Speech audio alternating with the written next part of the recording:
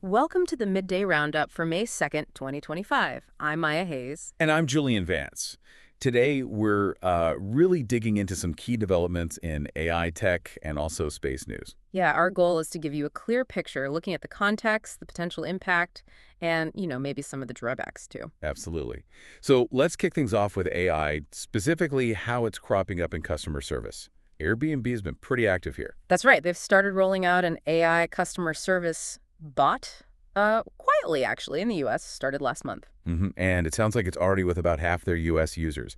The plan is to get it to everyone stateside this month. And the CEO, Brian Chesky, is reporting some early results. He mentioned what was it, a 15% drop in people needing to reach out to a live human agent. 15%? Yeah. No, that's not insignificant, is it? It suggests the AI is handling a decent chunk of queries. It does, and it seems like Airbnb is being quite measured about it. They're focusing on customer service first, not jumping straight into, say, AI trip planning. Which is interesting because you see competitors like Expedia, Booking.com, they're heavily investing in AI too, but maybe more on the planning side, itineraries, updates, that sort of thing. Right, so different strategies there. It does raise a question though, how will users feel?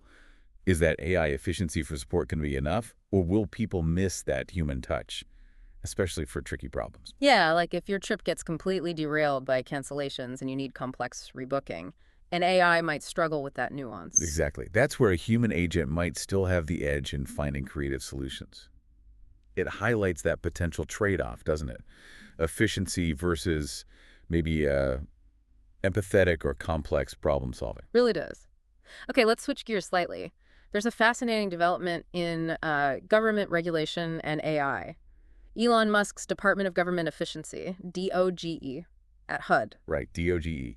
They've brought in a University of Chicago student, Christopher Sweet. He has a background in economics and data science. And his task is basically to use AI to rewrite HUD regulations. Well, yeah, essentially to review them. The idea is to use AI tools to comb through HUD's rules, compare them back to the original laws they're based on, and pinpoint areas where maybe regulations could be relaxed, streamlined, or even just removed entirely. And he's got access to HUD's public housing data repository to help with that analysis. That's right. It gives the AI context, presumably. Now, this fits into a broader picture, doesn't it? It aligns pretty closely with the Trump administration's Project 2025 policy document, which really pushes for deregulation across the board. It does seem to follow that pattern, yes. Using AI for this is, well, it's certainly an efficient idea. But it raises questions too, sure. Oh, absolutely. I mean, on one hand, you can see the appeal, AI crunching through dense regulatory text, finding inconsistencies faster than humans might. That's the potential upside. Okay. But then, there's the other side. How much context does the AI really have? And does a student, even a bright one with data skills, have the deep, nuanced understanding of why those regulations exist? Right, the history, the potential real-world consequences if you just remove something based on a pattern the AI found. Exactly. It feels like there needs to be a very strong layer of human expertise and oversight there, validating what the AI suggests. You can't just let the algorithm run wild with regulations. Agreed. That balance between tech efficiency and experienced judgment seems crucial. Okay, moving on. Let's talk about LLMs, large language models. Lots of businesses are trying to use them, finding productivity gains. But they're also hitting roadblocks, Yeah. right? Choosing the right LLM seems to be a major headache.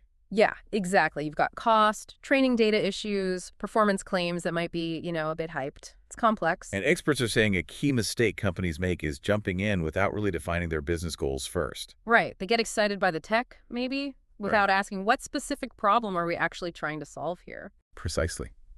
And other things often get overlooked too, like the quality of the data you feed these models, garbage in, garbage out, still applies, and just how tricky it can be to weave them into your existing systems. So what's the advice then for businesses looking at LLMs? Well, the consensus seems to be start with the problem. Really nail down the business objectives and the specific use case first. Then research the LLMs. Don't just look at the benchmarks, I assume. No, dig deeper. Understand their strengths, their weaknesses, and think about maybe fine-tuning an existing model with your own industry-specific data. That can be really effective. Okay. What about things like security? That's got to be huge. Non-negotiable. You have to be crystal clear on how your data is being processed, where it's stored. That's leading some to look more at open source models too. For more control and avoiding vendor lock-in. Exactly. And the general guidance is, don't go for the biggest, most powerful model just because it's there. Start with the smallest one that actually meets your immediate needs. And scale up from there if you need to. Makes sense. Keep it practical. Right. Set realistic goals. Measure your success. Focus on the outcome, not just the shiny new tech. Good. Practical advice. Now, speaking of AI tools becoming more accessible, Google's Notebook LM is going mobile. Yeah, that's their AI note-taking and research assistant. They're launching Android and iOS apps soon, May 20th, I think. You can already pre-order them. And what does Notebook LM actually do again? Well, it helps you make sense of documents you upload. It can give you smart summaries, let you ask questions about the content, and it even has this feature called audio overviews. AI-generated podcast summaries. Kind of, yeah. Summaries of your documents in audio form. So the mobile apps mean you can create notebooks, upload stuff, and listen to those summaries while you're out and about. Works on tablets, too. That sounds genuinely useful for, researchers, students, anyone dealing with lots of reading material on the move. Definitely. Imagine getting the gist of a long report or meeting notes while you're commuting. It could be a real productivity booster, making complex information more digestible on the go. Could be very handy.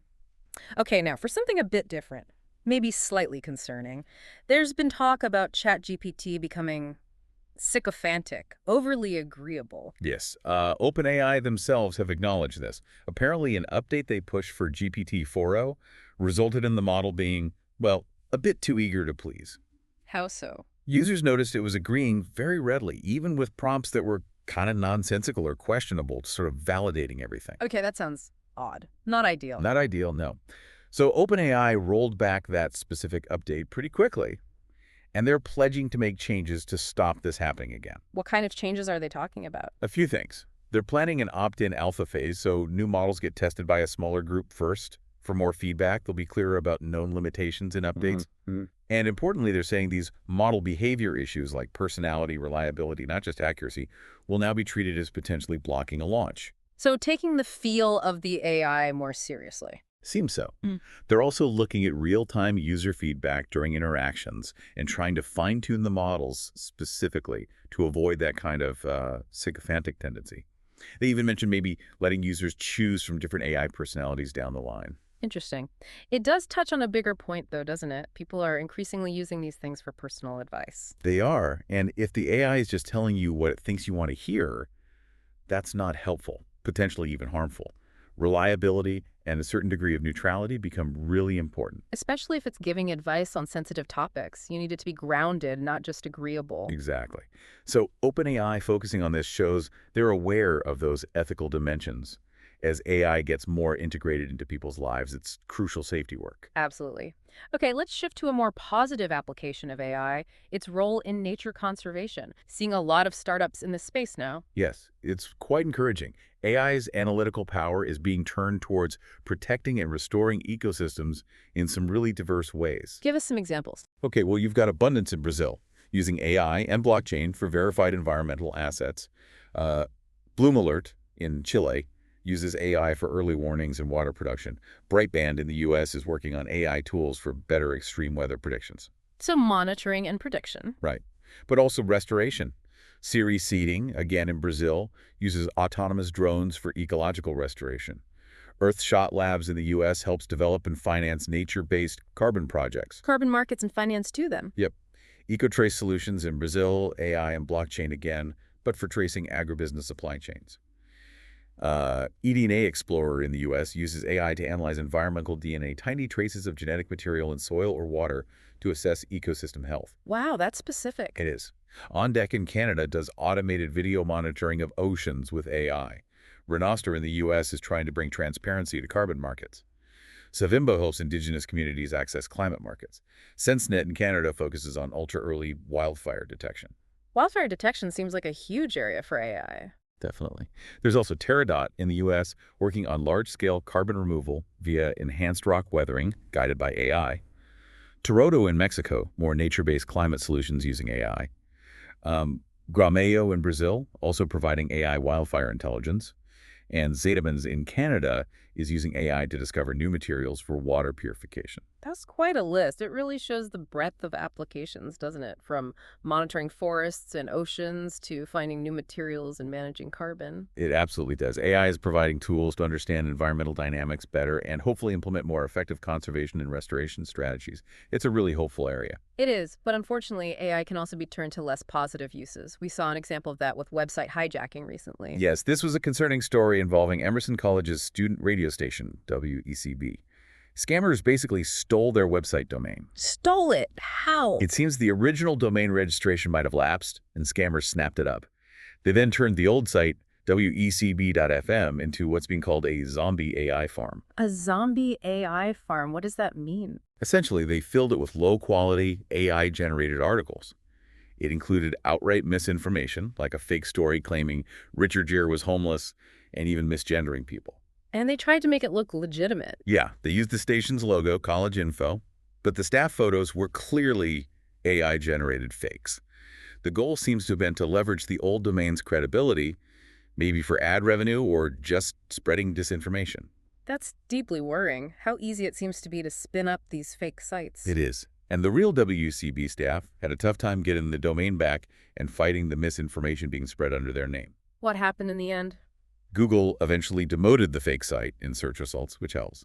The fake site is still up, but under a different URL now, wecb.us, I believe. The real station had to move to a new address. It's a stark reminder of how AI can be weaponized to damage reputations and spread falsehoods, and how challenging it can be to combat it. Absolutely. It really highlights the need for vigilance, both from platforms and from us as users, in questioning sources online, and the ongoing challenge of dealing with AI-generated spam and misinformation. Okay, let's pivot now from the digital world to outer space.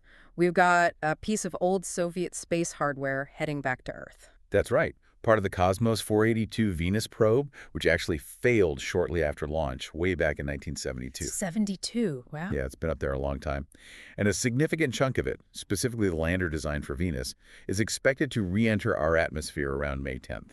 And this lander's pretty substantial, over 1,000 pounds? It's just about, yeah.